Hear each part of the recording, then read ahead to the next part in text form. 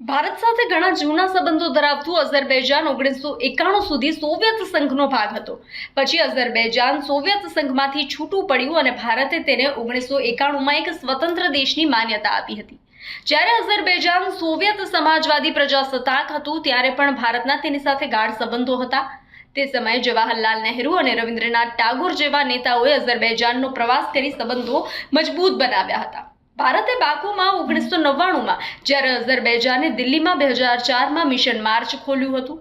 વધુમાં વાત કરીએ તો અઝરબૈજાન સ્થિત ભારતીય દૂતાવાસના જણાવ્યા મુજબ બંને દેશો વચ્ચે 2023માં $1435 અબજ વેપાર થયો હતો, જે અગાઉ 2005માં $5 કરોડ અમેરિકન હતો। ભારત અઝરબૈજાનનો 7મો મોટો વેપારી દેશ છે। અઝરબૈજાન ભારતથી વધુ ઇટલી, તુર્કી, રશિયા, ચીન, જર્મની અને ઇઝરાયલ સાથે જ વેપાર કરે છે। ભારત તેને ચોખા, મોબાઈલ ફોન, એલ્યુમિનિયમ ઓક્સાઇડ, દવાઓ, smartphone, ceramic tiles, granite, machinery, માંસ અને પ્રાણીઓની નિકાસ કરે છે। ભારતે અઝરબૈજાન પાસેથી 2023માં $955 મિલિયન ક્રૂડ ખરીદ્યું હતું, જ્યારે $43 મિલિયન ચોખાની નિકાસ કરી હતી।